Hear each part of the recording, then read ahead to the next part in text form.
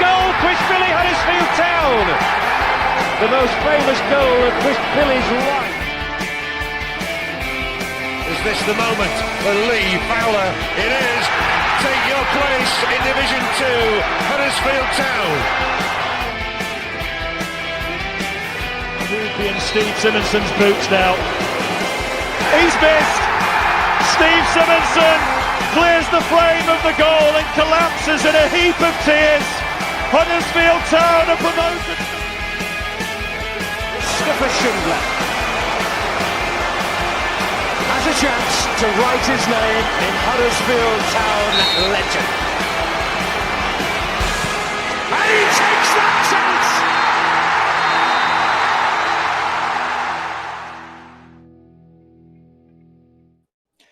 Hello everyone and welcome to episode number 96 of Huddersfield Town Social, part of the Andy Takes That Chance podcast.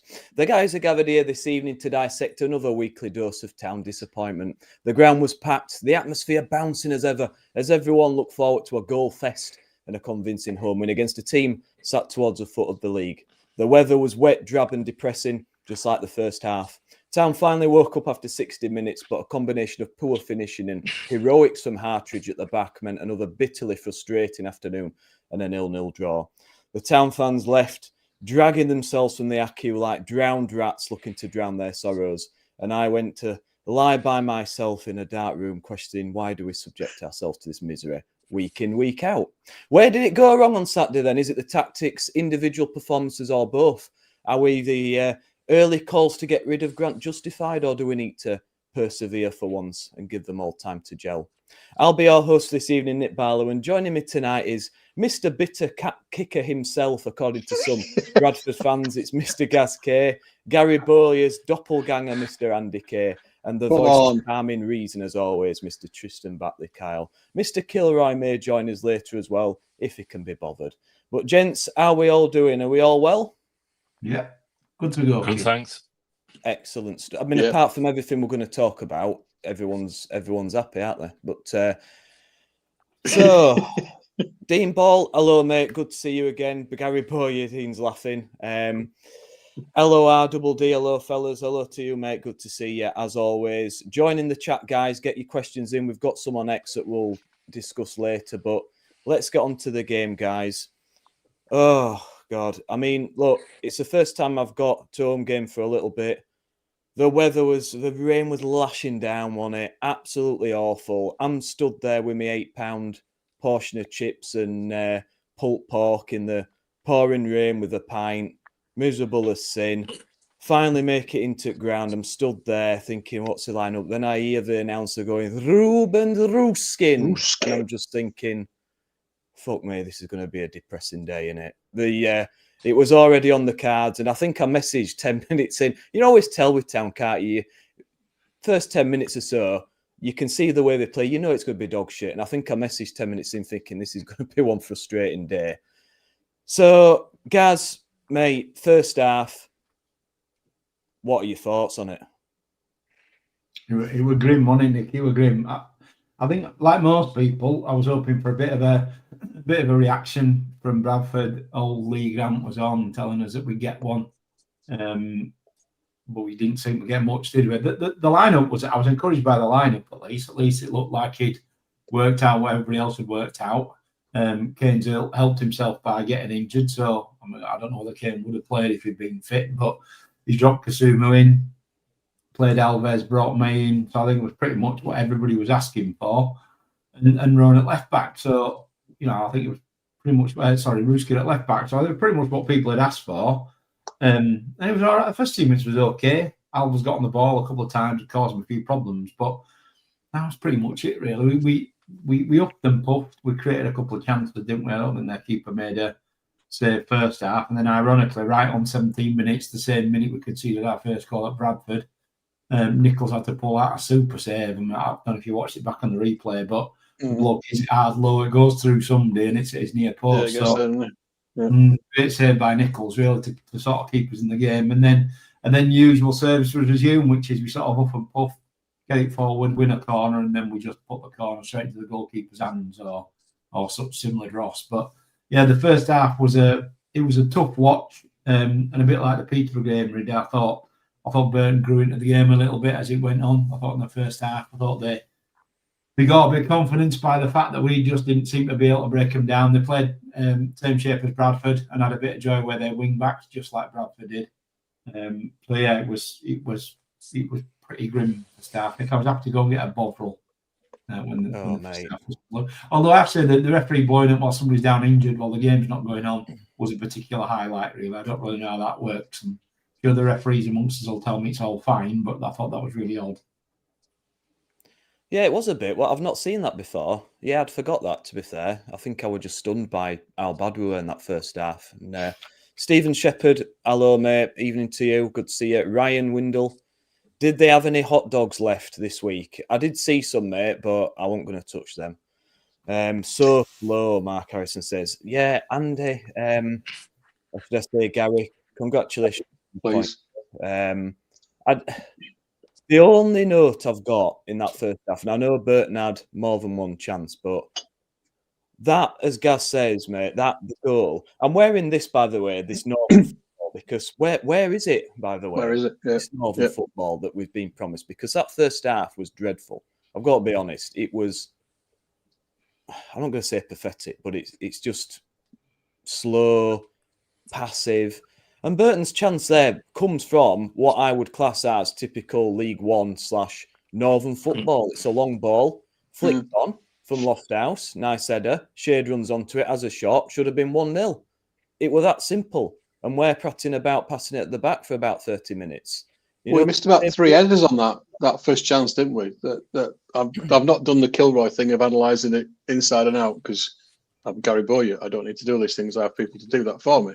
But if you actually watch the highlights back, there's Lowe misses a header, Feeney misses a header, and good old missed 3 tackles in the first half. Ruben Ruskin misses the first of his 3 tackles, and they just waltzed through us like we're not there. For me, it just felt like they were. I don't know, because the pitch was wet and they were scared of slipping over, but we just had to do this laboured thing of everything had to go through Lowe, everything had to touch him. It was like, you give kids a game to play at training and say, right, you've got to touch it 3 times before you can then score. It's like somebody had gone, right, you've got to pass the ball to Joe Lowe before any goal counts. It's like the ref had said to him, if Joe Lowe hasn't touched it in the move, then it won't count as a goal. And we did that second half, Feeney turning back in and what have you. I think my man of the match was the bloke who elbowed Ruskin in the face and got him subbed off, because Rowan that came on second half had a half-decent game. But Ruskin was as bad as he's been all season. And yeah, gone back to left back. Where was the lad who could fly forward and be well? I think both fullbacks were poor. Sorensen was poor as well. Again, that's the thing that needs to change for me. We need to get Gooch back, and we need to get Rowan. I think he did well when he came on second half. I know we're not talking about second half yet, but it was just ponderous, wasn't it? There was no energy. There was no, like Gaz said, no fight. You expected him to come out and really kick on and go, right, this is our home ground. We haven't lost there. We're going to set the pace, and we just didn't. And the thing that worried me through the entire game was really that first touch is absolutely bloody awful. Taylor, when he gets that shot away second half, he's controlled it about further than I used to be able to pass it, and he has to run on to get it and then try and pop it in top bins to get anything like a decent chance. May's the same. It may have a chance first half, and again, he has to take it out to the right before he can hit it back in again.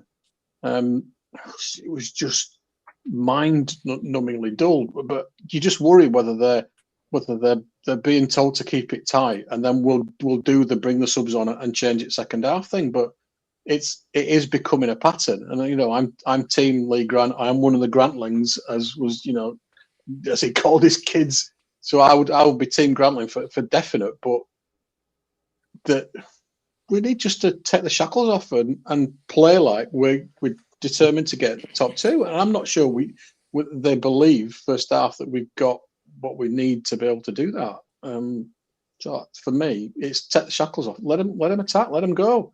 What happened? What's happened to this high pressing football that we saw early part in the season? It's gone. So I don't know whether he's made a tactical change, but the energy just seems to have been sapped out of the team. Whether that's down to the injuries or not, I don't know. But it was a bloody hard watch, wasn't it, for most of the entire game? But certainly first half were terrible. I'll say it before and I'll say it again, mate. We still haven't replaced Mikel Miller. We still haven't got a suitable guy to fill in for when he inevitably goes injured. And as soon as he comes back, we'll be a completely different team, which is great, but he'll be here for another 4 or 5 games and he'll be out again, won't he? Mark Harrison says, so slow. Marshall, such a meh game. It would definitely meh Tristan that first half, mate, wasn't it? I was looking at some stats and expected goals for Town, 0.12. 63% possession, 0.12 XG. One shot, not on target, mate. Andy's right in it. It's becoming an habit, this. And the thing is, teams pick up on that, don't they? Town aren't going to come out first half, so why don't we have a go? And got to give some credit to Burton here, guys. I thought they came and they had a go, certainly for the first half an hour or so. I thought they were solid. And it's just a bit depressing, Tristan, isn't it? Watching that first half, especially after that Bradford performance, mate. Yeah, I think I'll go right back to the start, Nick. I think you called it bang on. You know, it needs us to do something early doors, doesn't it? Teams are going to come to us, and I think I said it earlier on in the season. Teams are going to come to us. They're going to sit in behind the ball. They're going to pack all the areas that we want to play in. So kind of the midfield or down those flanks, they'll pack all these areas. And so, and I was thinking about this. It was kind of Ruskin and Sorensen crapping first half. I just don't think nobody got on the ball to be able to put the ball out to them. And the difference being in the second half, all of a sudden you've got someone like Wiles or Redmond. I thought Redmond really pepped us up a little bit, and I know we'll come on to it. But all of a sudden the gaps start appearing, and Ruan and both and Sorensen both then got chances in the second half to cross the ball and stuff, but we just don't do anything different, do we? And I think that's probably my criticism or my concern is that I don't for a minute. I'm not one of these people actually that thinks that we've got a style of play and we have to stick to it. But I think that they go out and they don't know how to react to the other team and how they're coming to play against us.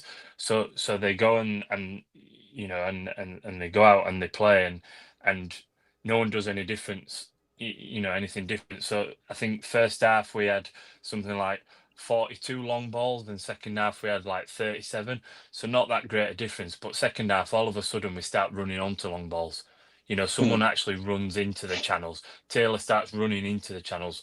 Wiles starts running into channels. Castledine starts running into channels.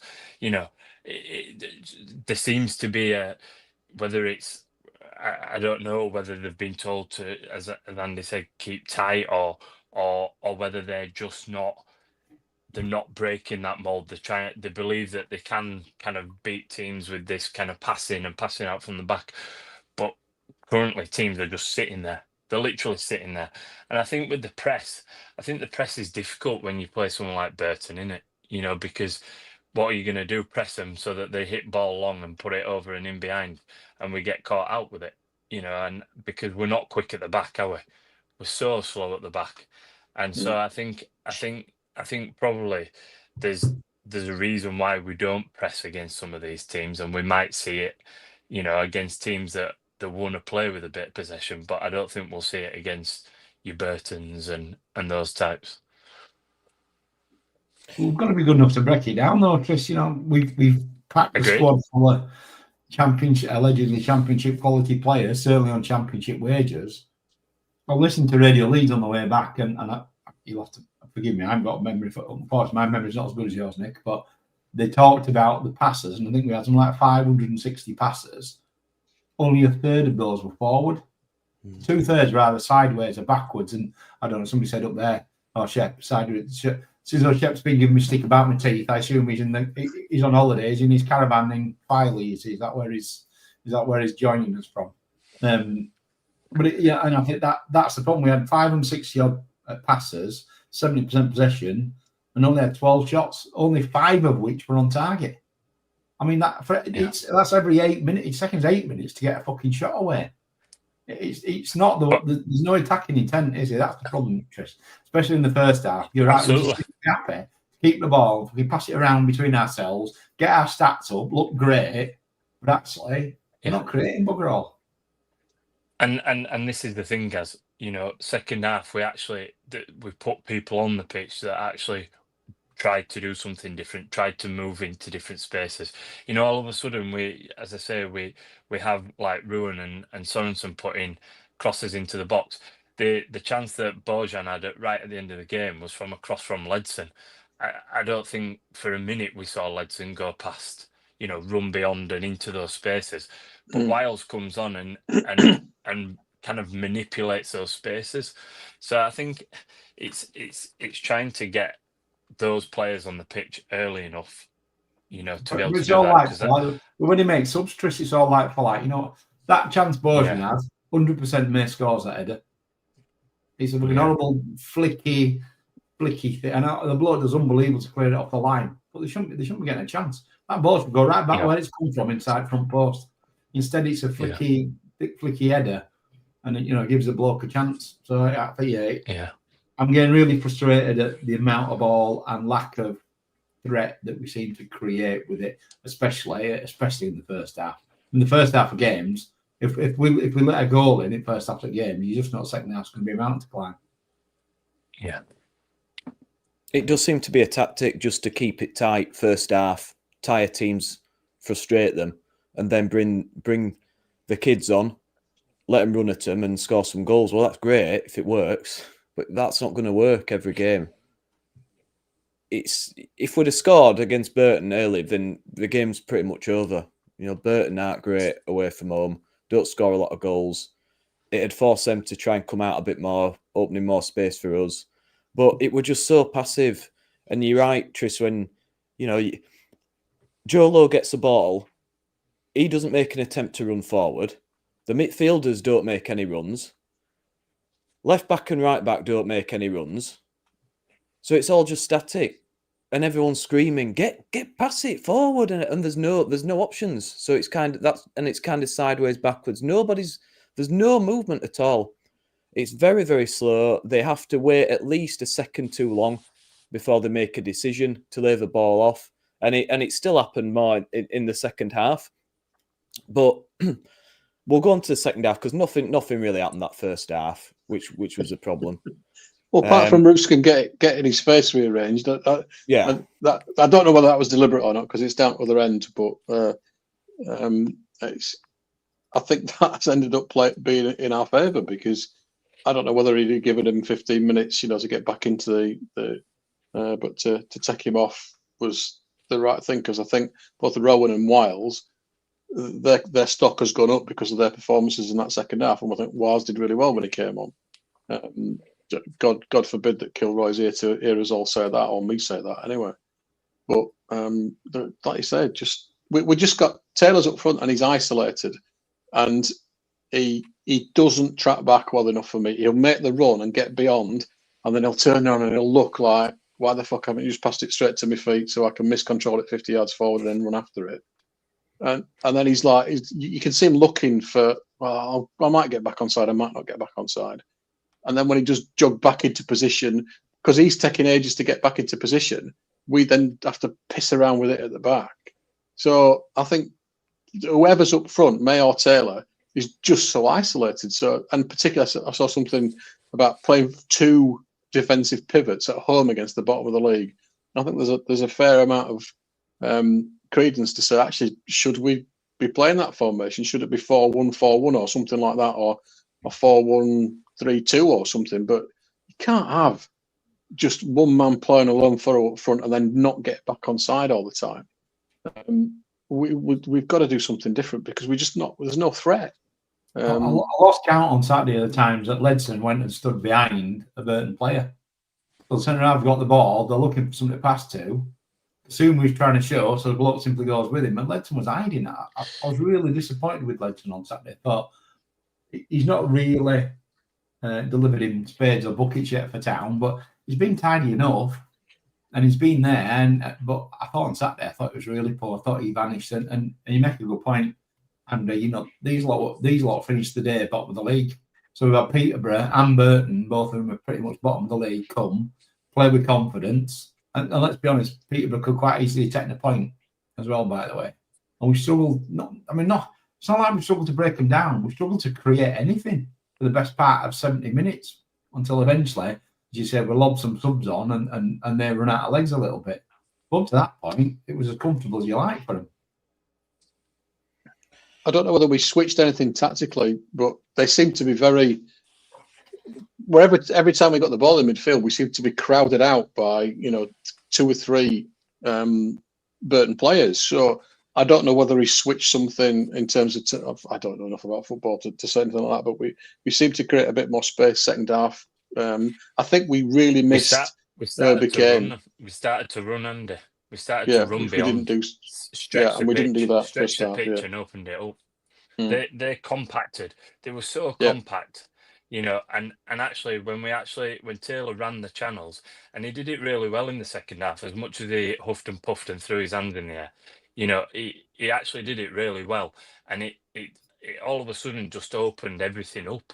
And you're right. But why are we having to take until second half for someone to actually do what's a really basic kind of skill? If you can't play the ball short, go long, and to try and go short from playing long. That's why for me, he may play every week. Don't matter how many goals Taylor scores as a silver in the cup. May has to play every week. He play in every other team in this league. He starts as their striker, apart from us, for some fucking bizarre reason. Yeah. Apart from Bradford, of course, because they've got that fella who I've never heard of. I hope there's some Bradford fans listening tonight. Yeah, never, and probably won't again after this season. But I don't understand why, because Taylor, to me, he makes great runs down the channel, particularly on the right side. Why is he not on the right side, May Central, Alves left side, and Castledine, or Wiles in behind? I don't understand that, because to me, Taylor's a better player in that position, and he can run in behind and he can assist. But to me, May, we're just not utilising him at all. Any Birmingham fan will tell you that May in an attacking midfield position or a 10 is a waste of a position. It's probably because he's the smartest player we've got in it, and the other part of it is, I can almost categorically say Taylor won't track. So they won't play him wide because he'll offer nothing for defensively, will he? And I think that's probably as straightforward as it is. He can trust May to, there were an interview with him this week ahead of the Man City game, and they're talking to him about criticism on social media, and the way he answers it compared to probably the way that 95% of the rest of the team would answer it is brilliant. He's level-headed, he's calm, he's fine with it, he's kind of accepting of it, and that's the way he plays football. Whereas Taylor's the polar opposite, isn't he? He's trying to wind folk up. He's throwing his hands up in the air when he don't get past. So he's just erratic, isn't he? And I just don't think you get that consistency with him playing down the channels. But the problem is, Tris, if he wants to get in team, he'll have to learn to track back, because Alfie May is League One top goal scorer in that position, 3 years running, 3 seasons running. But for some reason, we think we can now. It's all right. We'll play him here instead and not utilise him. There's not one other club in the league that would play him in that position, that play him central as a striker, because that's what he does. He scores goals. To me, Taylor either on the bench to come on when teams are tiring and running behind, which he has done effectively, or he plays on that right side where he can run in behind. I mean, in a game like Burton, you didn't really need to track back much, because certainly in the second half, because Burton never came out of their own half for pretty much all that half. I just I just don't think we're utilising Alfie May. I think it's a waste, and I think we're going to regret that if we don't change it soon. Marshall commented that he's showing a bit of support for Ruskin. I mean, I don't want to seem like we're picking on him. I don't particularly agree. I haven't seen anything from Ruskin to suggest that he's going to be that flying winger a la Miller that can just go past a player, cut into the box and lay it off. I've not seen that at all. I'm not saying he hasn't potential to be a decent player, but he just hasn't been effective for us so far this season. His best game was probably when he scored it first game of the season, but he's not really kicked on or done anything since. And I just think when you've got bright young prospects like Alves who can come on and play in that position, to me, he's got to start. I don't know what you guys think. Are we being a bit mean? I mean, he signed a new contract, hasn't he? So we're going to be with him. He's going to be with us for a while, isn't he? I struggled watching Els on Saturday. I thought he was crap. He ran around in circles. I think Shep put it on. His head down. He ran around in circles. He went backwards and forwards, and never beat the man. And you know, at least when we've seen Ruskin, he tries to beat a player. You know, sometimes he will beat a player and then stop. You know, but at least he tries to beat a player. He didn't even seem to try and beat the player else. So you know, whilst yeah, Ruskin hadn't been the best, I equally don't think Alves was the best either. Sorry, Andy, go on, mate. That's all right. Well, just Alves is definitely the kid that when he was playing under-10s football, got the ball in minute 1 and held on to it for the full 60 minutes and passed to nobody and scored 15 goals. It's definitely what he did, because that's what he did on Saturday. He just, I mean, to be fair to him, he's trying to turn the defender, so he's trying to come back inside and then drive away. And whoever was marking him did a really good job on him, because I don't think he ever got past him. But yeah, that was really frustrating. A number of times he tried to swivel and turn it and then go away and drive it forward, which is probably what he'd been told to do, but just couldn't get past the Burton player. Just really, really frustrating. He just steered him inside all afternoon, that lad. Yeah. Just steered him inside. Either got really tight so he went backwards, or steered him inside. And every time he went inside, of course, he's hitting 3 centre midfielders. So he got absolutely nowhere to go. I think that's, in fairness, guys, I think that's spot on, because I also thought that the lad, number 6, was he called something like Civic or something like that? I thought he marshalled Taylor fantastically. Yeah, he did. Yeah, I thought he was brilliant. He just followed him stride for stride, and then said, "Okay, now you've got a choice to make, Taylor. What are you going to do?" Knowing that he'd pick wrong choice, you know. And I completely agree. I thought actually individually they defended really well. Do you think there's a bit of arrogance on our part? Do you think we just think we can turn up, especially at home, and turn these teams over? Because, you know, Burton are a very well-drilled side. They're going to come here, they're going to set up, defend for their lives for all the entire 90 minutes. I think we came out there thinking, well, we'll just be able to pass around them the note of these. We'll get a goal, keep it tight, and then we'll blow them away second half. And Burton took one look at us and thought, do you know what? We'll have a go here in that first half. Should have been a goal up. At least could have been 2 goals up. And then they just sat back and said, right, we've had a go, but let's sit back now and defend. And to be fair to them, I thought they did a brilliant job. And we just didn't have an answer. We'll get on to that chance in the second half in a sec. But do you think there is a bit of arrogance on our part that we're going in a bit blasé, thinking we can just turn these teams over, when actually we need to work a little bit harder and have a bit more respect for them? I'm not sure. Go on, Chris. Go on. Go on. I was just going to say, I don't know if arrogance is the right word. I think there's possibly some overconfidence, certainly from Grant and the ability of the players that he's got in his squad. And also the away managers are not daft. You know, Gary Boyer has been around the block, hasn't you, Andy? You know, he's been around the block. So, he would have said to him, keep this tight, 15, 20 minutes. They're going to start grumbling. I'm telling you, they're going to start grumbling. And once they start grumbling, it's a big crowd, it's a big ground. Their players will start hiding, and that's what happened in the second half.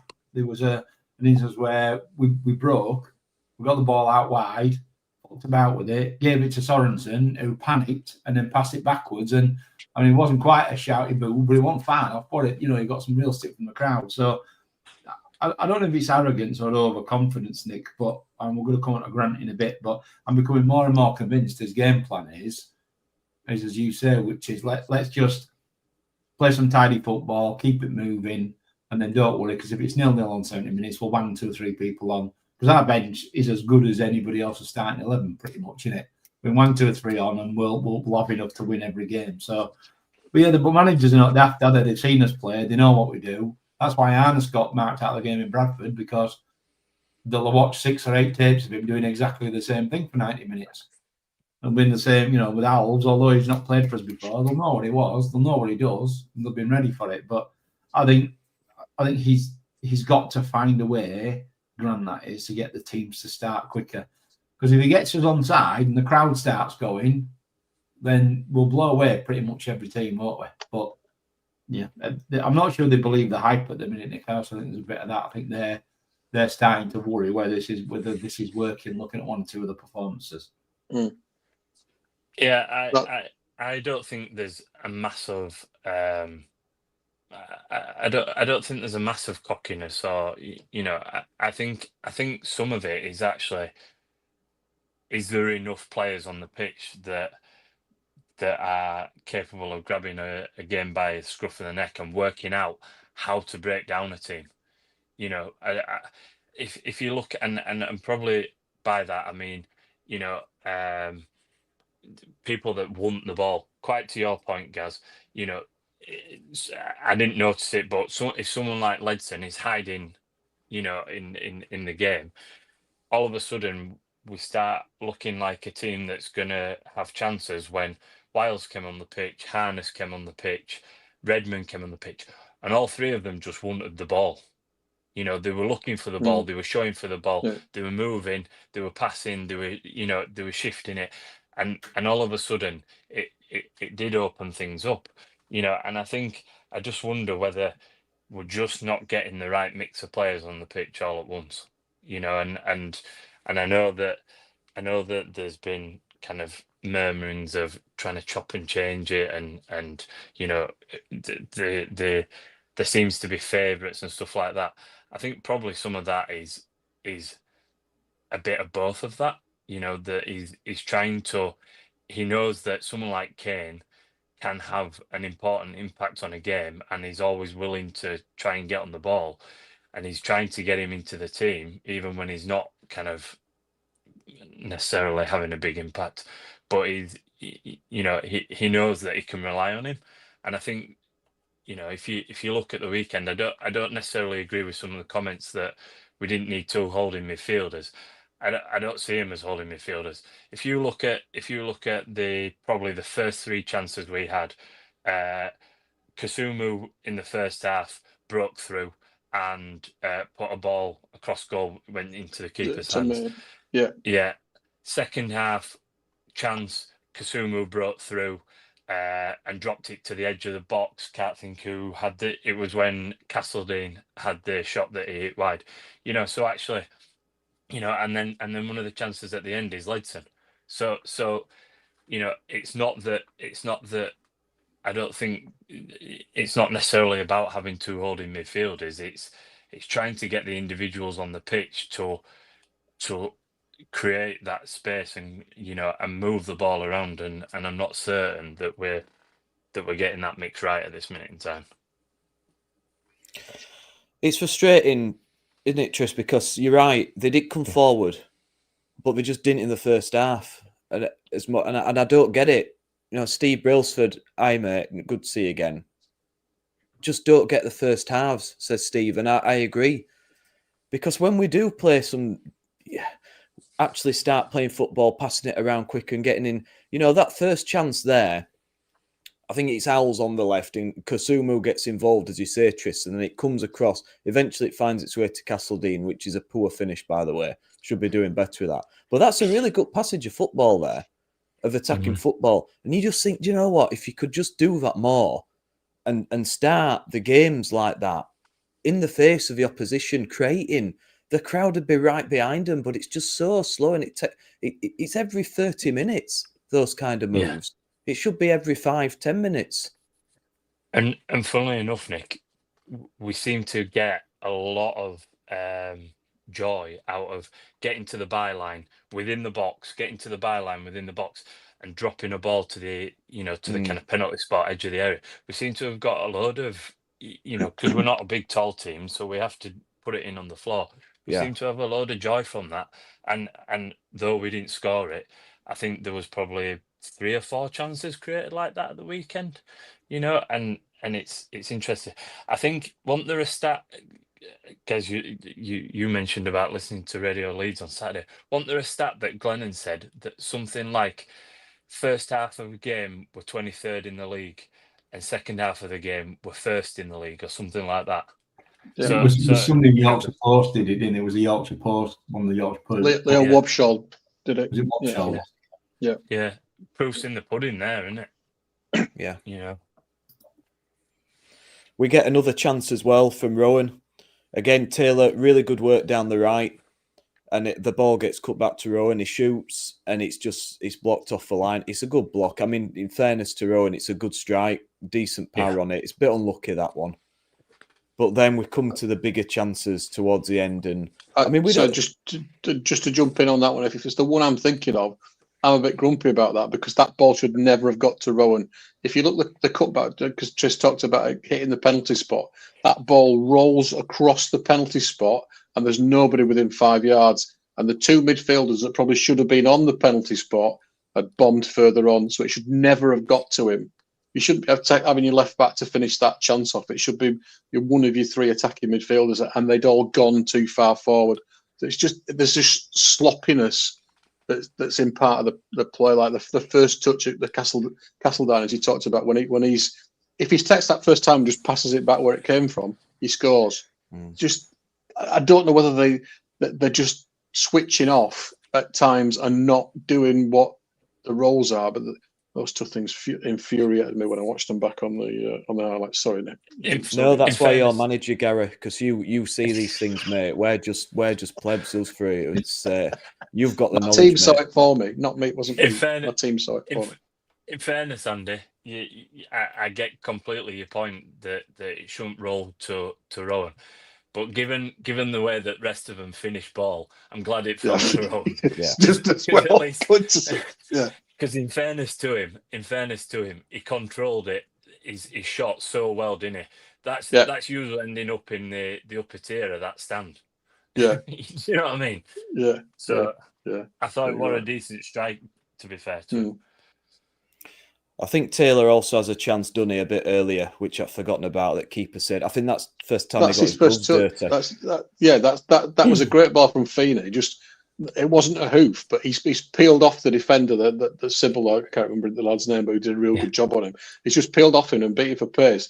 But his first touch, he's got to run another 15 yards to actually get a touch on the ball.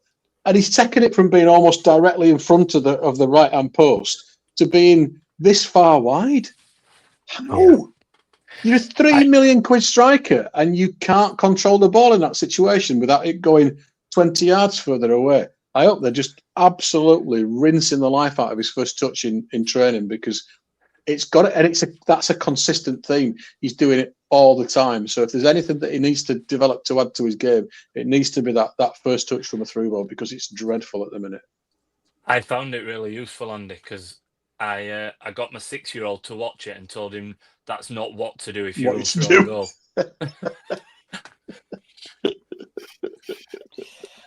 Yeah, but first time keeper made a save, and what were that, 60 minutes? Something like that. It's absolutely criminal, isn't it? Again, and I don't want to sound disrespectful to Burton either, because as I said, I thought they were really organised outfit. But if you're playing a team near at bottom at league and you're at home and you're expected to get promoted, top 4, you've got to be creating more than that. You've got to be. And then we come on towards the end of the game. Joe Lowe's header. I mean, oh God. Someone must have taught Joe Lowe to head it downwards. For a big guy, his headers are awful. What you do in that situation, what you do is you get it and you go bang, and you put your head through it and you send the ball and the keeper back at net, through the net and into fucking raw fault. You don't go, try and head the ball down and give the keeper a chance of a save. He should have it's a good save, but he should have absolutely no chance from an header in that position. And for a big guy, Joe Lowe, his headers are put. I mean, the one he scored came off his shoulder, first game at season. And I don't know who's told him to constantly head the ball down, but don't. Get your head behind it and just power it straight through. And the keeper's got no chance. And that should have been 1-0. That was a huge moment. And if all right, if we win 1-0, we're still moaning because of that first half. But at the end of the day, it's 3 points, in it. But I thought that were criminal from Joe Lowe. He should be burying that. Well, according to our resident expert, who's not here, apparently they're really poor on corners anyway. Really poor at defending corners. Well, we didn't make it look like that, did we? I think that was the first time really we caused them any problems at a corner. I don't know, Joe Lowe somehow got free, didn't he? I mean, he was completely unmarked. It wasn't like a challenge. Gone to the front post, Unmarked, right in the middle of the goal, 3 yards out. I mean, how he didn't score. I mean, in fairness to the keeper, it's actually a good save because it's bounced down and up and he gets it up and away. But he shouldn't be getting a chance, should he? As you say, Nick, that should have been absolutely. I mean, he had time to bring it down, make a cup of tea, and smash it in back at net. How was he headed it down and over? I still don't know. But yeah, considering they're, according to Mr. Kilroy, terrible at corners, it's pretty much the only time all afternoon from our 50. We had 15 corners, by the way. Pretty much the only time all afternoon we caused them a problem. And that's a theme. You've got to remember that you only score from winning 25 corners, and we're trying to keep that stat high. The corner isn't as an exciting an attacking option. Winning 250, you get a note on the end of it. Yeah, we used to be absolutely amazing. You remember back in the day when we had Matty Pearson and Tom Lees and people like that flying in and smashing it in? We'd score from set pieces left, right, and centre. And now I'm frustrated with Joe Lowe because he, obviously, as you know, he's my lad. So I may or may not, even though I am involved in football as Gary Bowyer, I may or may not put a bet on him to score. And the only time I've not put a bet on was when he scored. And I'm trying to put the bet on him as he's going, boom. And he was 17-1 to score that. Oh. And I was trying to get some money on that. And I'm not. So I'm really happy, but really sad. And I've managed to remember to do it every time since, or somebody may have done for me because I'm involved in football. Clearly, it's Gary Bowyer. I've cursed him, so I'm going to stop putting any money on him at all, and he'll score left, right, and centre. Because it's my fault because I keep backing him to score first goal, and he does he now? I'm backing him at weekend. Yeah, I genuinely will. I will not back him at Exeter. I will not back him at Exeter, and the lad'll bag a hat trick. So. Yeah, that'll be down to my gambling tendencies. Best of a different day were from bloody Burton player nearly into his own top corner that they just managed to clear. Yeah, on it. I'd have felt a bit sorry for him if that had gone in. To be fair, for about 5 seconds, but yeah, it was quite funny that. And then good old Bojan, right at the death. I don't think it's as bad a header, Gaz. I know what you're saying. He should just put it down into near post, but he still gets it towards goal. In fairness, he doesn't do his usual miss it entirely. He gets connection on it. It's going in, and it is a good block. I think from Hartridge on the line. It's a great block. Cannons off the keeper and away. I mean, it's just bad luck. I think partly for us that because 99 times out of 100, I think it's in back at net, but.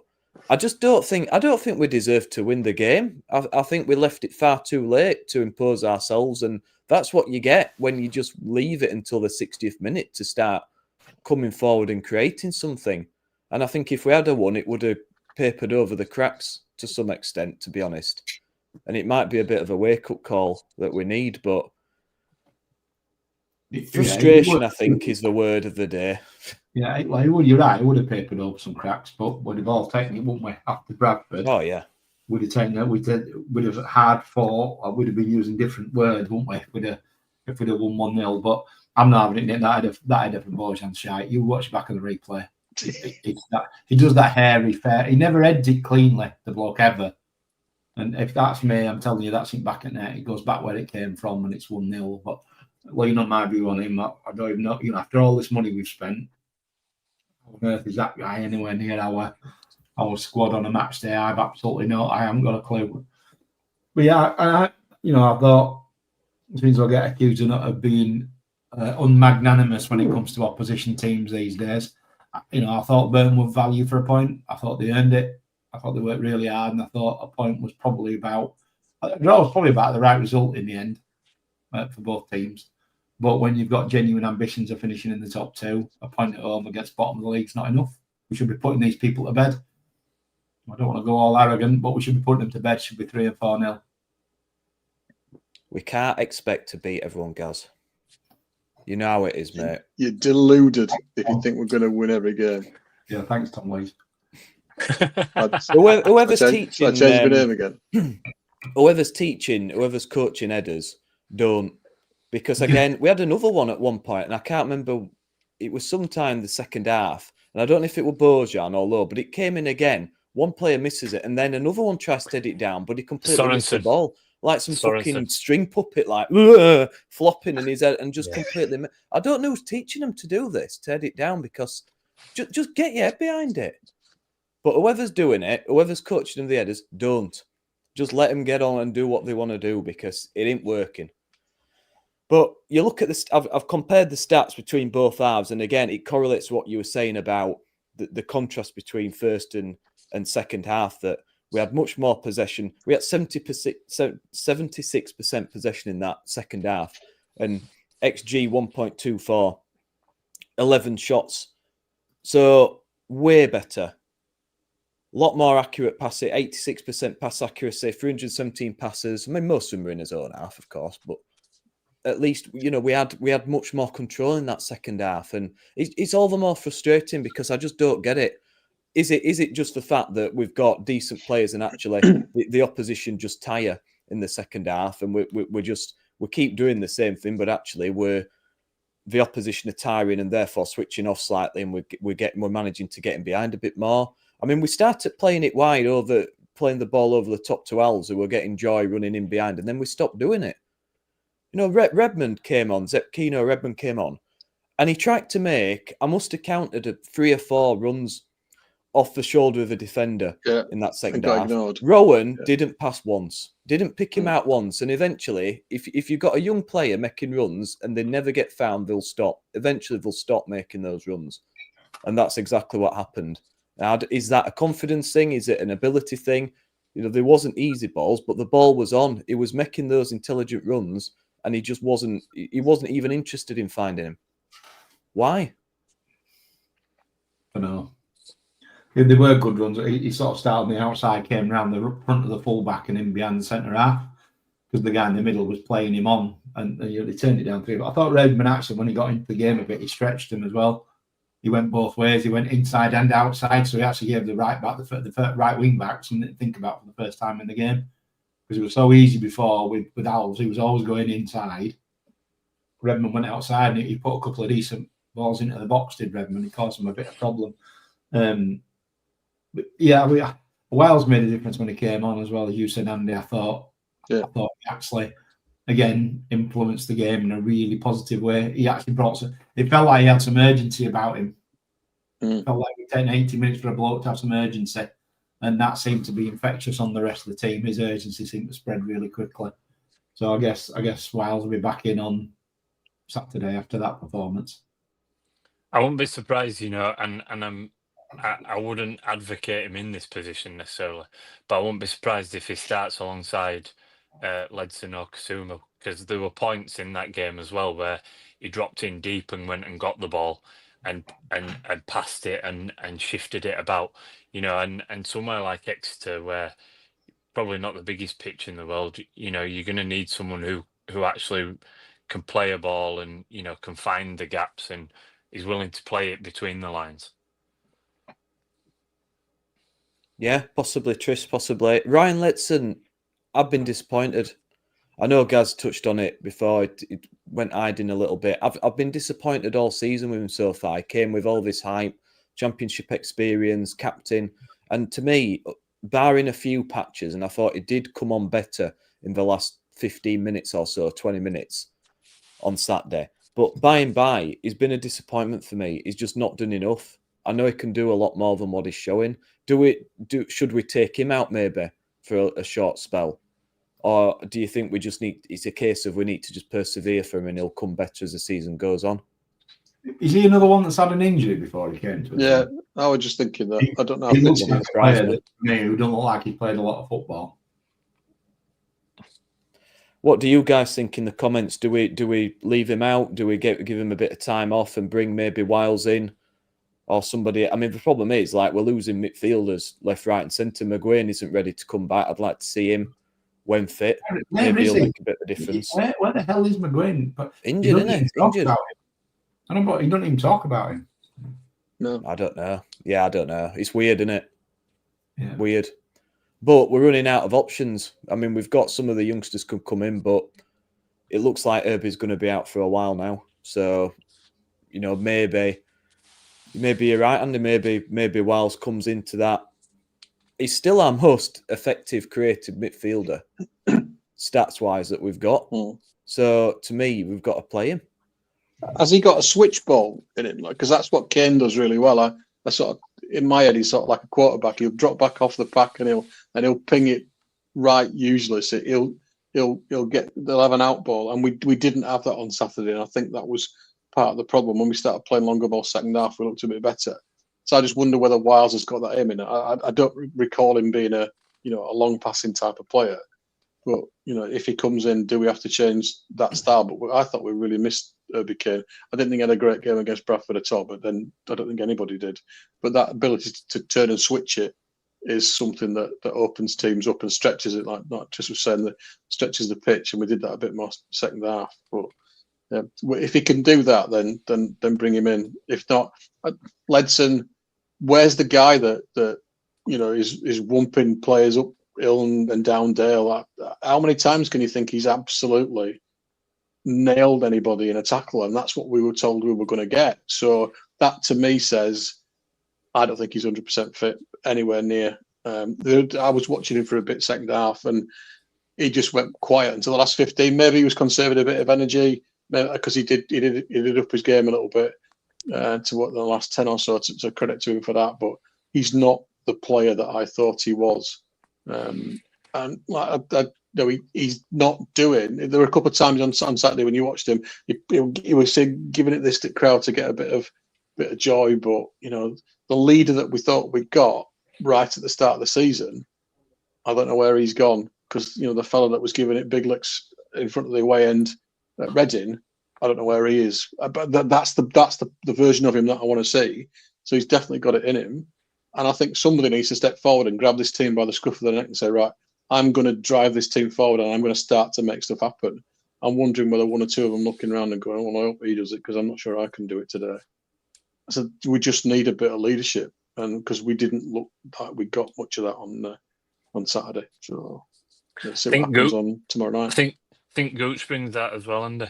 I think you do. You're right. I genuinely think the best signing we made this season was Gooch, and the biggest miss we've had in the last few weeks is Gooch. Yeah, I think he's superb, and unfortunately, I think we probably didn't realise how much we did miss him, and we have.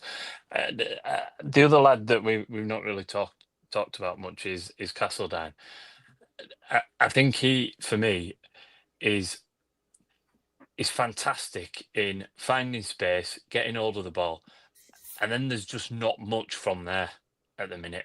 And I don't know whether that's kind of a bit young and not quite kind of knowing what to do or picking the right moves or whatever, but he seems to kind of struggle a little bit from that point. He seems to need quite a bit of space to operate in. And I think possibly when he's played out wide, we don't get the best out of him either. So I think certainly Grant has got a bit to do in terms of finding the right spots for the right people, and trying to kind of pick out where these players best operate and kind of put that team out, because at this minute in time where there has been criticism of him chopping and changing and stuff, but I don't think we're necessarily putting people in the right positions to get the best out of them. No, it's a challenge, isn't it? We've almost got too many options. Yeah. Whereas other teams like your Bradfords, They know what their best 11 is. All right, they're going to be in trouble when they get injuries. But if they don't, they know everyone knows exactly what they're doing, where they're playing, what the system is. They're so well drilled. This is what you need. We don't have that yet. We don't have that cohesion. Nobody really knows. It's chopping and changing all the time. And I don't think Lee Grant knows what his best team is yet, which is a concern when we're 9 games into the season. There are a lot of boos that are, well, I'll say a lot. There are a few boos. Certainly around me, there were quite a lot of boos at full-time, guys. Now, are we overreacting a little bit there? It's very, very disappointing and very frustrating, I will say. And the weather's miserable. We're all pissed off. None of us really want to be there in the conditions. We all can't wait to get home. And we're expecting to beat a side near the bottom if we're going to go up. But this is still very early days in the grand scheme of things. Are we too quick to get on the team's back? Do we need to just stand back a little bit as a fan base and think, actually, look, let's just give this a little bit more time? It's still early. We've got plenty of time. Or do you think the boos are justified? Gaz? Nah. No, I'm not a booer. So, I've always said you pay your money, you take your choice. If people feel entitled to boo after watching, let's be fair, it was shite, then that's their choice. I would never criticise anyone for it. We are only 9 games in, but I think, we've been the last couple of seasons, people have been told, don't worry, it's going to be better. Don't worry, it's going to be fine. Don't worry, it's going to be. And here we are now, we're now the 3rd team out of 3 in West Yorkshire. That didn't feel like that was going to happen when Kev took over, did it? Yet here we are. I don't think Grant helps himself with the constant chopping and changing. I mean, we can debate whether that's the old principles thing. I'm going to run it like I'm fucking Pep Guardiola. Whether that's he's not strong enough to be able to have confidence in saying to his team that this is my chosen 11. Unless they let me down, you're not getting a shirt. He constantly talks about everybody going to be needed, which is just the same scenario, by the way. If you pick a settled 11 in a season as long and arduous as League One is, you're going to need everybody at every point. I do worry. I think that he's under pressure. He was under pressure from day one, and Kev's under pressure. Kev's put his hand in his pocket yet again, put his money where his mouth is yet again. But the decision to go with a rookie manager was nobody else's. It was Kevin's. So this has to work for both of them. It's 9 games. It's ridiculous that we're talking about getting rid of the bloke. But he has to, as we said last week, he has to start showing signs that he's developing something. And people will go, well, I'd rather play well and lose. Well, you're fucking lying. You wouldn't. If we'd have played shit on Saturday and won 3-0, we'd be all high-fiving, wouldn't we? But we didn't. So, yeah, I've just been looking at the form table while you were talking, Nick. We're going to Exeter. We're 18th in the away form table. It's just not good enough. With the players he's got, the squad he's got, the money that's been spent, even with the injuries that he's carrying, that isn't good enough. And he has to start performing because Kev is not going to wear it. The one thing we do know about Kev is he'll pull the trigger if he needs to, won't he? And, people are saying, and it's hard to disagree, this is no better than when Michael Duff were in charge. Different formation, same dross. And it's really hard to start to argue that point. So, I hope he doesn't get sacked because actually, although it's madness. Madness to sack him. Yeah. Madness. Well, it is. Madness. We've seen madder things at Huddersfield Town, Andy, let's be honest, haven't we? Well, so, if I tell you that we're 10 places higher in the table after 9 games than we were last season, and we got more points than we had after 9 games last season. So there's that. I mean, that's not really what we're talking about, are we? But he has started better than Duff did.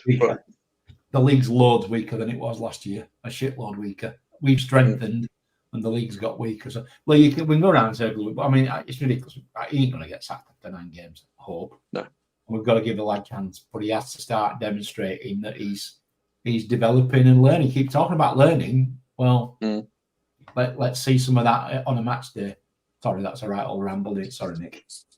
No, it's all right, mate. It's all right. I'm just thinking because you're right. It is 9 games. We can't just keep sacking managers. And No. you look at some of the, Grant's come from Ipswich. Kieran McKenna, under their first season, they finished 11th, but they stuck with him. He had time to get his ideas across, to build his squad accordingly. Then they went up the season after. Bradford fans were calling Alexander out in his first season. I don't think he's right we're not playing well, and they stuck with him because he was an experienced manager with promotion history, and they're not questioning it now, have they? So I think there's a lot of anger, really. There's a lot of misery amongst Town fans at the moment. We're used to seeing dross for the last 6 years, pretty much. I mean, you're gonna be jumping, and you're right, guys. It seems to be following a similar pattern to last season. That it started well, we got found out, and now it's starting to taper off, results and performance wise, and it is a bit of a concern. But equally, you're right. Kev's decision to go with a rookie manager, and that comes with its own issues, and you've therefore got to give him the time to be able to work with the team, to get it gelling, to get his ideas across, to work with the coaches. And it might well take a season. It could be a transition season where we finish 7th. But if we stick with him and go again, I think that's still a better way to go. You don't breed success by just changing managers left, right, and centre. There's not one football club that's achieved success in sacking managers every season. At some point, we're going to have to stick with the guy and keep backing him for the next 2, 3, 4 seasons and see where it takes us. Otherwise, we'll be in League One for the next 20 years. Yeah, or worse. it's the rookie manager thing. You've got to accept that there will be variances of performance, particularly at the start of his reign. There will be things that he gets right, things that he gets wrong. I think there's a message come up on Twitter to us about it's not just Grant. He's got 3 people around him: his attack coach, his defence coach, and his goalkeeping coach, who he has stated are better than him at the things that he wants them to do. So there's a little bit of responsibility needs to be laid at the feet of the other 3 lads in the team there.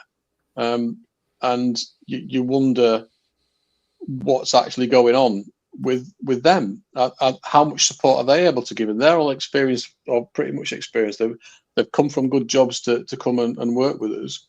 How are they dealing with it as a team? And it's something I whittled on about last year, in that when in adversity, how do we deal with stuff? And the signs are at the minute that I think we're mentality wise, we're better than we were last year. We couldn't be much worse, to be honest. But how are we dealing with it? How does it take us 60 minutes to get into a situation where we change what we're doing? And that's where the experienced heads on the pitch and off the pitch should be going, hang on, we need to change this. We need to be able to look around and change what we're doing differently. So I'd expect his lieutenants to come forward and go, right, okay, now we're going to step in and make some changes here, because he's a rookie manager, so he needs some support from the touchline as well as from up in the boardroom. And is he getting that? I don't know. Have they gelled as a unit? I've no idea. I would hope so, but some of the blame's got to lie on the shoulders of these 3 better than me at that stuff coaches as well. It's not just Grant, and obviously I speak as Team Grant. I think there's other people that need to be held to account here as well. It's not just Lee Grant. Yeah, he's the figurehead, but it's not just down to him. On the face of it, Nick, we've won 5 out of 9 games and we've drawn 1. Like, just on the face of it, in that sense, talking of sacking the manager is absolutely ludicrous. I think probably the bit that is worrying people is probably them 3 away games, in it, where we just seem to have capitulated, and that's what seems to scare people. Is we've been here, we've seen this for the last few years, and so there isn't any kind of reason thinking. It's reverting to type. It's learnt behaviour, isn't it? And it's panicking about the kind of performance that goes out there. Now, quite to the point, and I think I said it on the group. If we'd have gone out and thrashed Burton, would it have been HMS Piss the league, as people seem to like to jump on the bandwagon of, and this is this is where I think there's no rational kind of thinking with it. It's just it's like it's big peaks and really low troughs in it, and there's no kind of middle ground with it.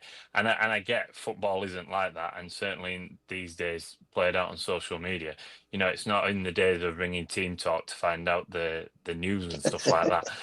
So it you do get this kind of real kind of polarized opinion, and I think it's then within the squad and within the team and the club to try and kind of piece their way through that bit. As I mentioned earlier on, Alfie May talking about the kind of social media side of things. I think it's because he got a lot of criticism for posting on social media. Well done to Lyndon Dykes for scoring. His teammate at Birmingham congratulating him, and and they've given him a load of slaver. And I think there was someone else, and I can't think for the life in me who it was. Someone had scored for Leeds, I think, and I put matching on together. Yeah, Ledson. It was Ledson liked to post with those words in it. Yeah. And he said, well done to his mate. And again, he gets kind of vilified for it. This is the age that we're in. And I think sometimes people like the club and particularly now the club will have to manage their way through that with the players, but when it comes to match day, and I think you said it, Gaz, you can hear audibly within the stadium, like when the ball went back, I think you said it was from Sorensen, wasn't it? When the ball went back, that honestly, can you imagine sitting at your desk doing your work and you make a mistake and you get, you won't be able to function, but they have to deal with that. They have to deal Did you with hear that. The Olays from the South Stand? Yeah. I don't know how audible that was in the rest of the stadium, but that was interesting. About 20 minutes into the first half. Yeah. Yeah. They're just going backwards and forwards, which that's a worry for me. Yeah. It is still a minority, and on social media, I think the problem is like it's 1%, 2% of the fan base, but they're the most vocal and extreme. And I think I've seen in certain YouTube channels or on X and what have you, people with these views, and I do respect them, but I don't agree with them. But I can see where the angst comes from, that we've had it bad for so many years. We've got teams like your Bradfords laughing at us, going above us, fans just giving it constant banter, and they're embarrassed, and we're watching the same performance play out on the pitch with no seeming improvement or willingness to change. We're seeing poor first halves in almost every game, nothing changing. We're seeing passing it about from the back with no movement, not really changing. So I completely get why people are frustrated and angry. And at the end of the day, we all want the same thing, which is for the club to do well. I just think sometimes you've got to step back and think, like you say, Trist, actually, in terms of position, we're fifth in the league. We're still in the cups. We're with a rookie manager who's still trying to learn his way. Same with the coaches as well. Andy made a good point there. They've got to learn to work together properly. We've got a completely new team of players, pretty much, that have to gel together. And despite all the ups and downs, we're still fifth in the league with a massive part of the season to go. So whilst, no one was more miserable and frustrated than me on Saturday, and we absolutely should be beating teams down at the bottom, especially at home, we're still in this. And I think people have to be careful that we don't alienate the players again by jumping on every mistake, by mocking them, olaying, or just jeering at because that isn't going to help. It's not. That's going to. Players will pick up on that, and it then translates into the performances. And we saw it last season. It just became a toxic atmosphere. We don't want that again. We've got to try and stick with them and encourage them, because this team ain't going anywhere, and Lee Grant ain't going anywhere for the foreseeable. Yeah, you're right, and we are well placed.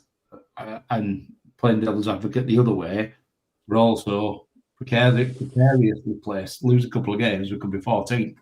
And it was all, I was thinking about the Birmingham thing last season, and they took 8 or 10 games to start to knit it together. My worry is that we don't really like we're starting to knit it together yet. And I'm going to say yet. And the other thing that I think concerns fans is that we've got another coach like we had with Duff. We bought a load of players to play the way he wants to play, and that's it. What Birmingham did have, what Wrexham did have, is they had a route to a change in a game. You wanged on Fletcher, you stuck McLean out on the left wing. They had a real clear route. So whereas we're relying on quality coming off the bench to turn a game, they had a real robust game plan that made teams have to defend and force errors. I think that would also be a worry for me, that the club have done some great work. They really have. But we've got another coach who wants to play a certain way. We bought an entire squad of players to just play that way. So Grant's got to get it going, hasn't he? I think that's one thing we're all in agreement with, is he's got to start to really get his feet now. And it's not beyond him, by the way, is it? The lad's clearly talented. He clearly Arrogance, all that shit's not been made up, has it? He knew what he was doing. He did a great job at Ipswich. We've got to lose him, and as you know, Connor lives in Ipswich, and some of their fans are grumbling that they can't score a goal since he's gone. That he may have been the key part of their coaching setup. So the bloke's clearly got something, hasn't he? But he's, we just need to really, we just need really we've got some really tough games coming. We need 3 points Saturday. We need 3 points Saturday because of the games that are coming up. We may only get 3 or 4 out of the next 3 games after that. So, if we don't win Saturday and then only take 3 or 4 points out of that, suddenly you can find yourself mid-table. And you think, social media is noisy now. Imagine what it'd be like then. I think as well though, Gaz, there's and again there's the other side of the coin that you roll and I appreciate this is something that we've not done in the last couple of games, but you roll 3 or 4 wins back and all of a sudden you're top of the league. We're 4 points behind Bradford at the top of the league. Yeah, they're currently on they're riding the crest of the wave, aren't they? They had a performance the first, whatever it was, 17, 20 minutes, whatever you said it was, the first 20 minutes against Town, where, I had a couple of mates that were in the Bradford end and they thought, shit, we're going to get battered here. They're absolutely playing us off the park. But you didn't hear that audibly within the stadium, did you? There weren't any, their game plan is bang the ball down the channels, let the 2 wing backs, run into those spaces, put the ball into the box, and someone, not knocking them for fear of getting Gazza's treatment from Bradford fans. I'm not knocking them. And Poynton's movement in the box was great against us.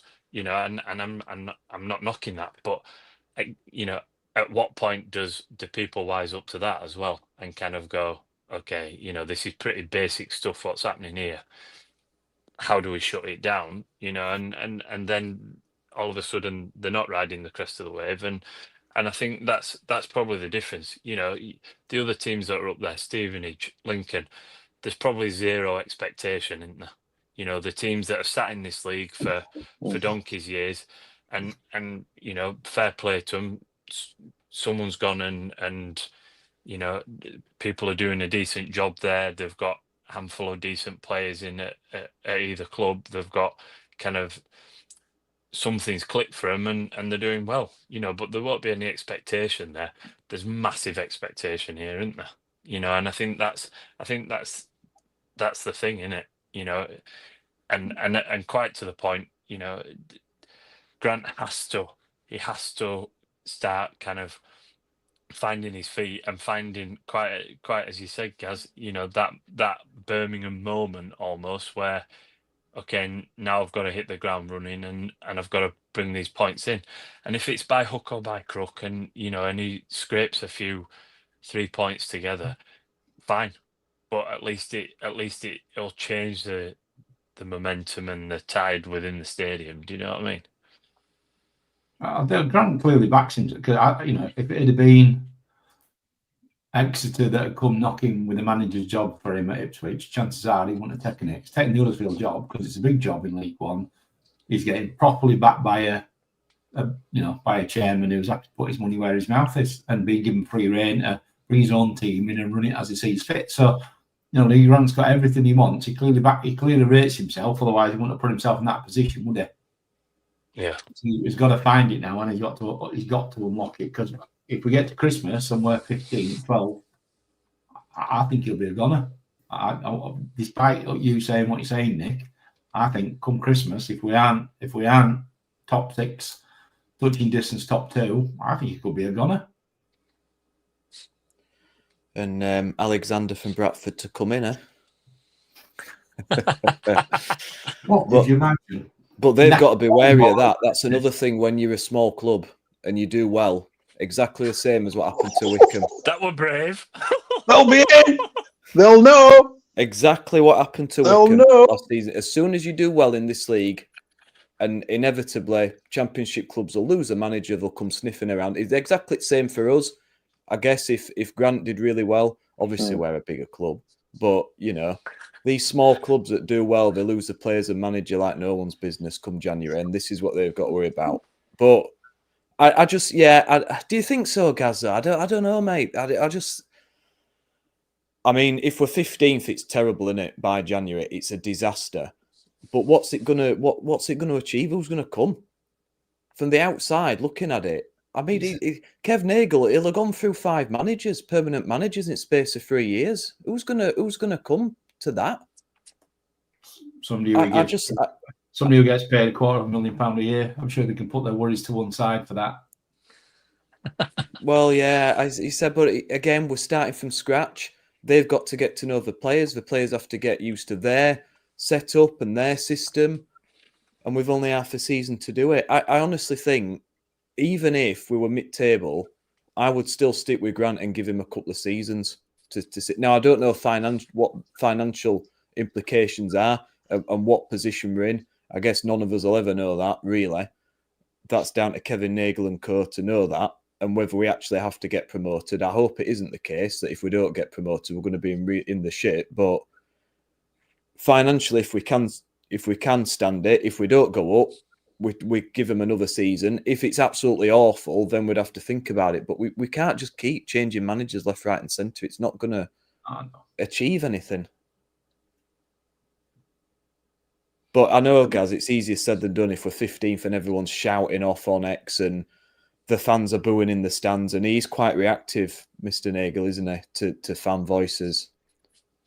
So, yeah, it'll be interesting. I hope it's not going to be like that, because I really think that we need to stick. He's chosen him now.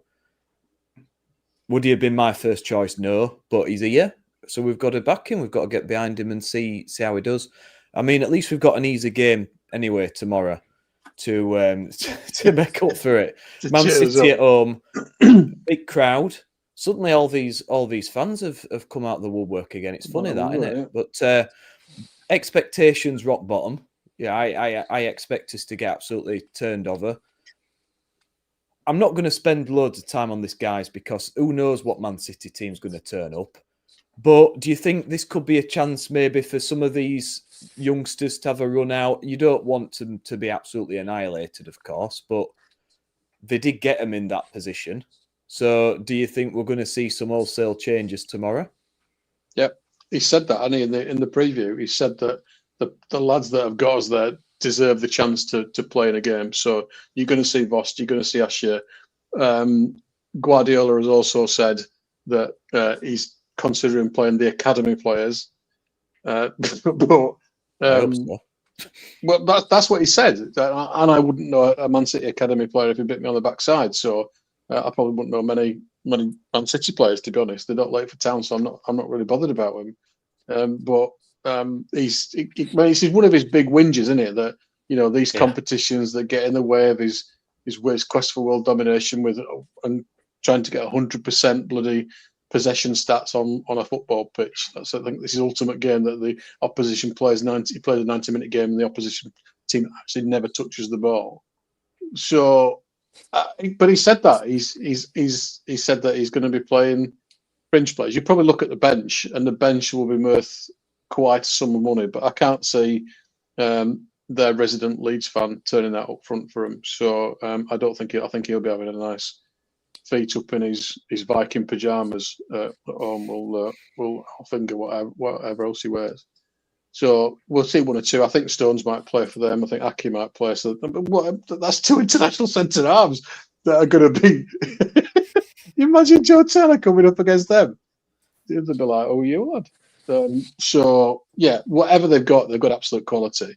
He has said academy players. Now whether he delivers that, I don't know. But yeah, he was can't have complaining it both on ways. Sunday, wasn't he? He was complaining on Sunday.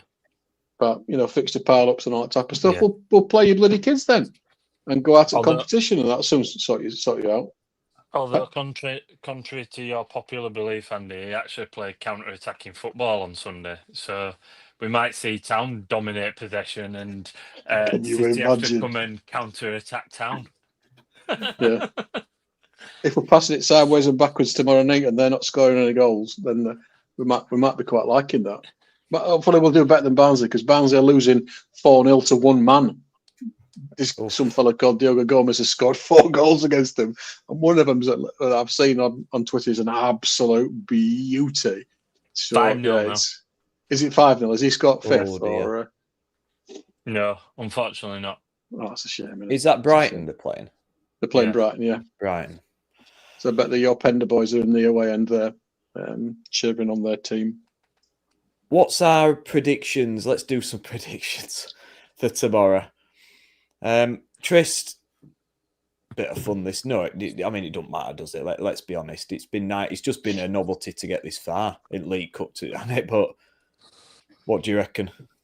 I think a Dan Vost, Kenny Irons-esque winner, like Chelsea away all those years ago, and we win 1-0. Trist has been drinking. Gaz? Yeah. Yeah, I'm not with you on that one, Tristan. I have to be honest. Neither am I. I like looking. Who knows? A good old Duff man. Yeah, he's gonna get top 2. You know that, don't you? He's not. He's not. I don't know. I don't know. Penalties. Go to penalties. We'll win on pens. 1-1. Time to win on pens. And there's a lot of positivity, guys. I like it. I was thinking 5-0, didn't I? Go on, Andy. Where the hell has this come from? 5 minutes ago, we'd sacked him, and we were and now I think we're going to beat Man City. League Cup final. Yeah, well, fair dues. I'll have whatever you lads are on. I'll have some of that. I can't see anything other than a straightforward Man City win. So let's say 2-0, 3-0. It should be straightforward, you would think, but then football's a funny game, Saint, isn't it? So you never know, and we might get the Dan Vost screamer into top corner at 95th minute, and he slide in front of the cowshed that's full of Man City fans. So I'm saying 0-0, and then win on penalties from Bojan. Bojan scoring the winning penalty, just to shut Gaz up. Needs to be in front of upper tier giving me that. We've got to see your teeth from down in here. Turn out of the way, lights reflecting off your teeth. We can't see. You're like an extra floodlight at the game. Yeah. It costs down. And if there's any City fans planning on sitting in upper tier, I'm going to lob you clean off if you cheer. Yeah. You can stray over the edge, mate. Let me tell you. There's got to be a worldie, hasn't there? You know, we've had a Castledine worldie and a Shear scored a bit of a worldie, didn't he? Yeah, So yeah. Would you a worldie? Worldies are Carabao Cups, and it was the youth. So I'm telling you, it's written in the stars. Dan Vost. Get your money on it. There we go. And then we have a slightly more say important game against Exeter away. I think this is a huge game, isn't it? Let's be honest, because if we lose this game, the pressure really starts to mount on Grant and the players, doesn't it? Exeter aren't a great side, with the greatest of respect. Not start particularly well. Yes, it's a long way to travel, which no one really wants to go all that way, and it's difficult in that respect. But I mean, we surely we have to go there and get a result. You look at the fixtures after that. There's 4 or 5 really tough ones there. We really need to get the 3 points, don't we? Yeah. No chance. I'm going. So Yeah, I'm going. So there's absolutely no chance of us winning. Honestly, with Luton away, Bolton at home, Wickham away after that, we have to pick some points up and give ourselves a chance then of staying in touch with the top 2, don't we? Yeah. Well, Luton and Wickham are no great shakes this time round. So what we're worried about Duffman's there? back at Wickham, innit? Duffman, you know what's going to happen there, mate. You know what's going to happen there. We're going to get turned over at Wickham. I can fucking see it coming. I can see it coming. I think we've got it in it to beat Luton, by the way. I don't think that's beyond the wit of this team, and Bolton are blowing a bit hot and cold. But yeah, I think we've got to take the game to them on Saturday. You know, they've only won one in 5, I think. And I was looking at they're like 17th. I think we're 18th in the league. So they were 18th in the away form table. We are, and they're about 19th in the home form table. So we're both equally terrible. So Great. I honestly, Going to be a cracker, Andy. What a decision that is that I have made to travel 500 miles for 2 teams in the 17th of April. Get an early goal and then try and control the game. Get a goal and then control the game. That's what I'd like us to do for once. Nice early finish, and that'd be a good one for me. But I think I'm kind of more enough to win, aren't they? Let's be honest. If they turn up. Yes, turn up. Yeah. I think you're quite right there, guys. I think it's important to try and give a good first half showing. Try and arrest some of the kind of concerns. Give a good first half showing. Sort out the away, form, and just generally even if it's not the most kind of well put together performance, if they just show a bit, I think that will just earn them a few favours.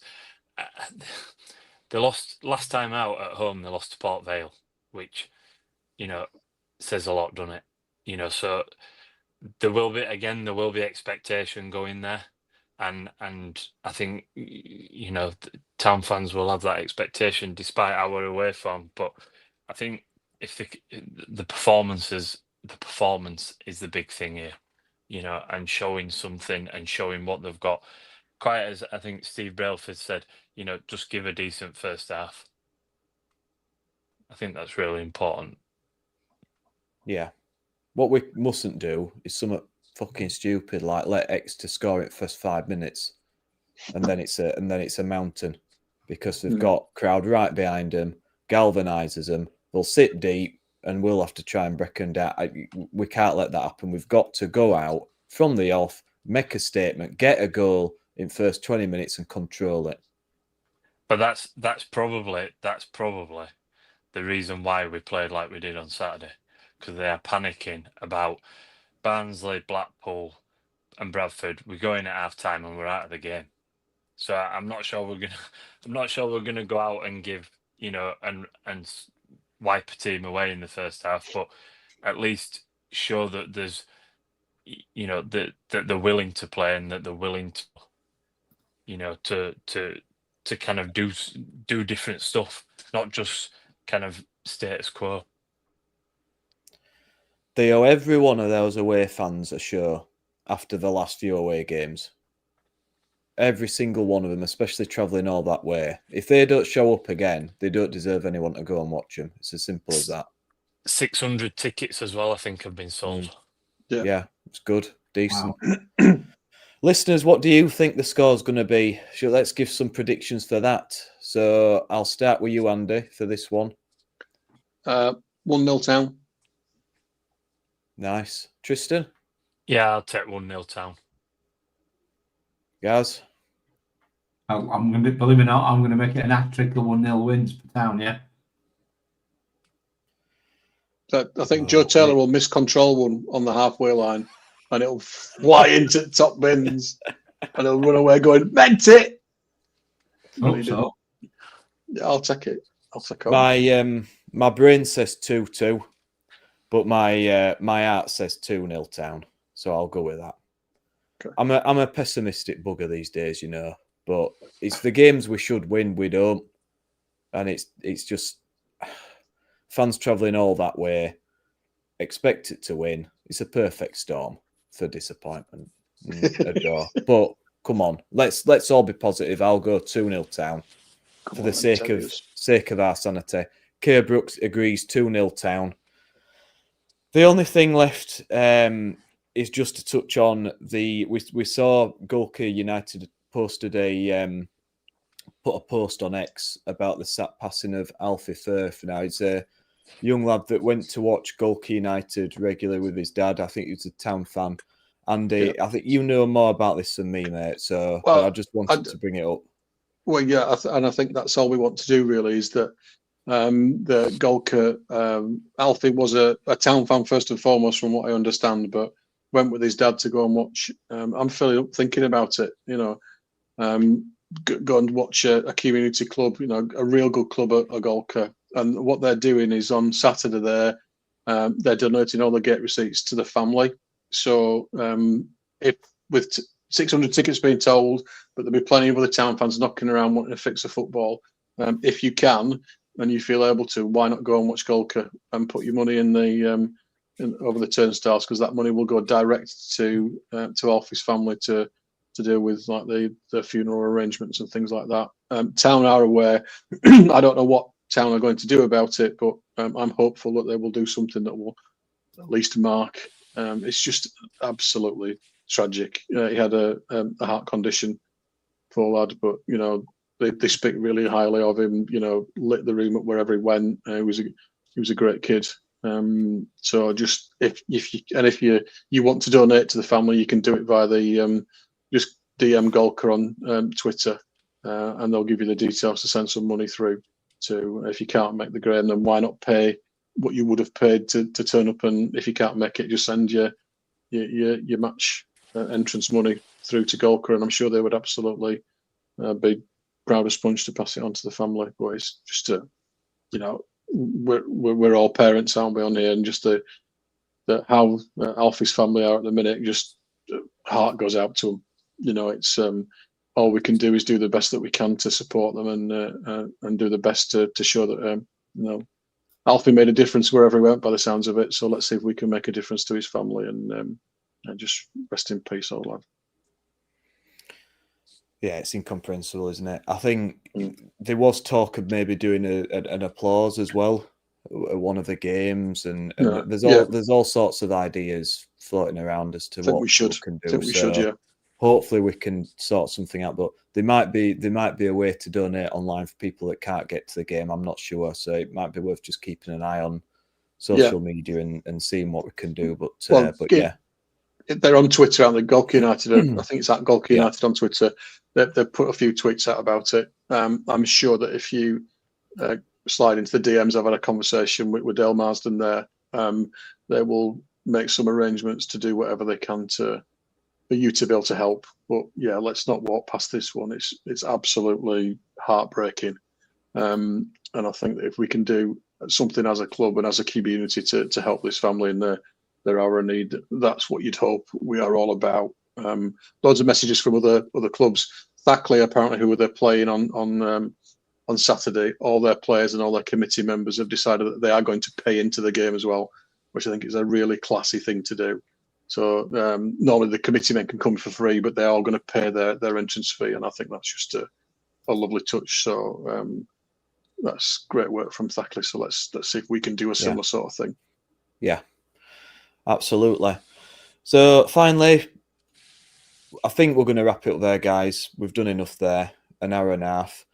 So thank you, everyone, for all your contributions, as always. It's been a really good conversation tonight. Obviously, not the result we wanted, but we've got a good game, I think, tomorrow to be able to get out there, no expectation and try and show what we can do against one of the best sides in the world, probably, it has to be said, although I'm sure it'll be a bunch of kids, but we might have half a chance then. We'll see. But Andy takes that chance looking to reach 1,000 Patreon members. So if you're not already a member, go online and have a look. You'll get extra episodes, extra content. So do have a look at that and look out for Killer and Matt's preview show as well. But for now, guys, take care, everybody. Thanks so much for all your contributions, as always. If you want to come on the show, just DM us. Come on. Like I keep saying it, but we want more people getting involved. Stephen Shepherd's already come on. He comes on quite a bit and he enjoys it. So it'd be great to have some of you guys on as well, chatting about town. But yeah, for now, guys, thank you so much, and we'll see you again soon, hopefully after some more positive results. Take care, guys. Bye for now, and as always, up the town.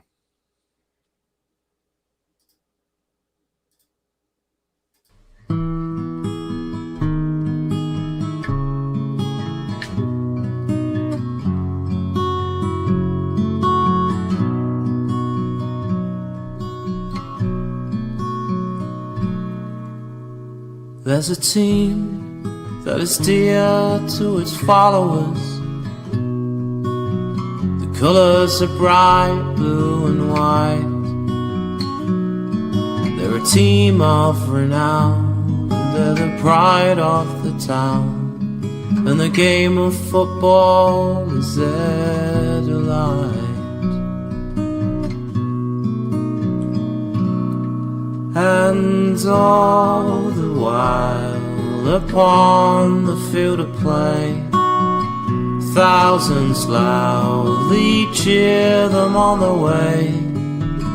Often you can hear them say, who can beat the town today? And then the bells will ring so merrily, every goal shall be a memory. So town, play up and bring that cup back to Huddersfield. So town, play up and bring the cup back to Huddersfield.